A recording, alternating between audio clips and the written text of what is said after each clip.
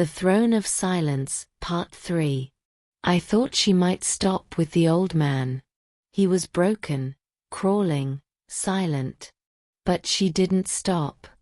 She lifted her eyes, scanning the room, and her gaze locked on another figure, a younger man, standing near the back. He had been watching quietly, maybe hoping she wouldn't notice him. "Come forward," she said. The younger man hesitated. That alone was enough. Her voice sharpened, "Now." He obeyed, stepping into the light, his face pale. I could feel the tension in the air. It was heavier now, as if everyone knew she was about to go further than before. She looked him over like he was nothing more than a tool. Then she pointed to the floor beside the old man. "Kneel." The young man clenched his fists. For a moment, I thought he might refuse. But then his shoulders dropped, and he sank down to his knees.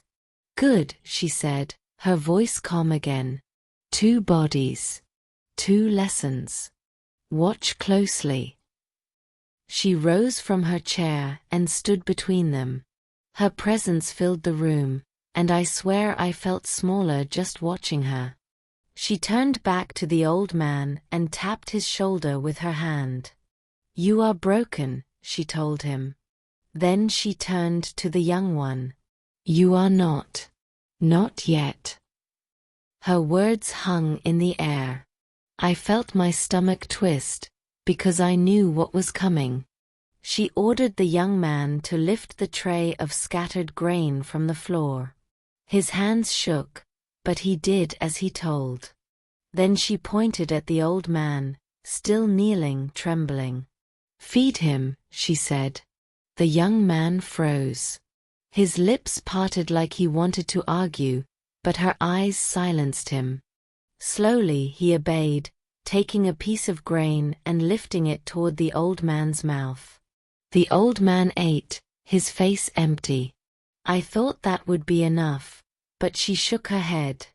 "Not like that," she said. "With your hands."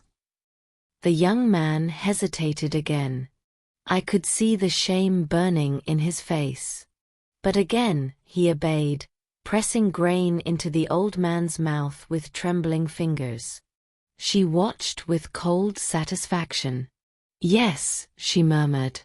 "Now you see how pride tastes when it is swallowed." When the tray was nearly empty, she struck it from his hands. It clattered to the ground again. Both men jumped at the sound. She didn't flinch.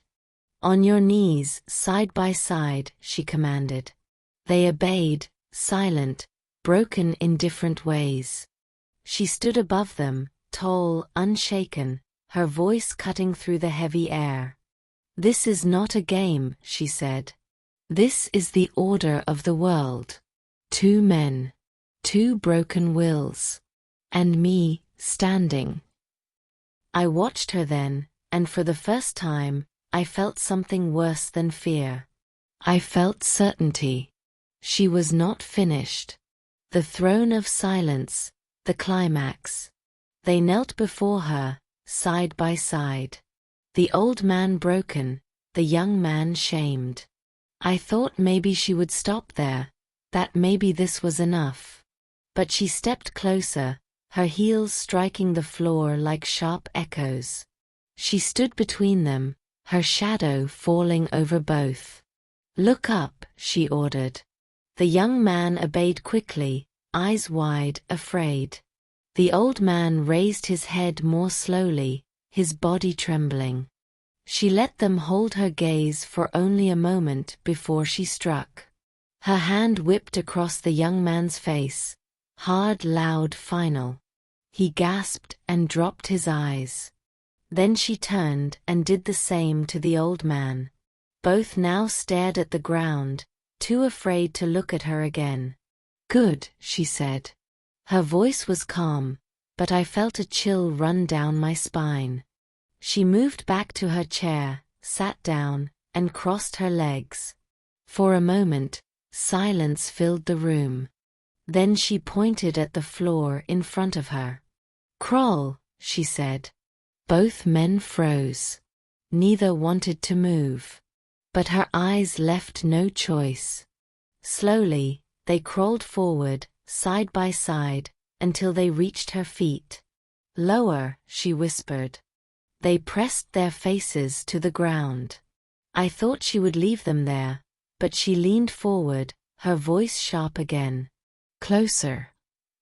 The young man hesitated. That hesitation was all she needed. She stood, pressing her heel against the back of his neck, forcing him down until his forehead hit the floor. He groaned, but he didn't resist. Then she turned and did the same to the old man, pushing him flat to the ground. Both of them lay there, bodies bent, arms limp. She looked down at them and spoke slowly, each word heavy. "This is not cruelty. This is truth. You will break. You will kneel. And you will never rise again without my command." She pressed her foot harder into their backs, pinning them both at once. They lay still, silent, defeated. And then she smiled, not wide, not playful, but steady and certain. I remember the feeling that ran through me as I watched, not just fear, but the sense that I was watching something final. Like a throne being claimed. Like no one in the room could ever stand against her again. The lights above seemed darker. The silence deeper. And in that silence, she ruled.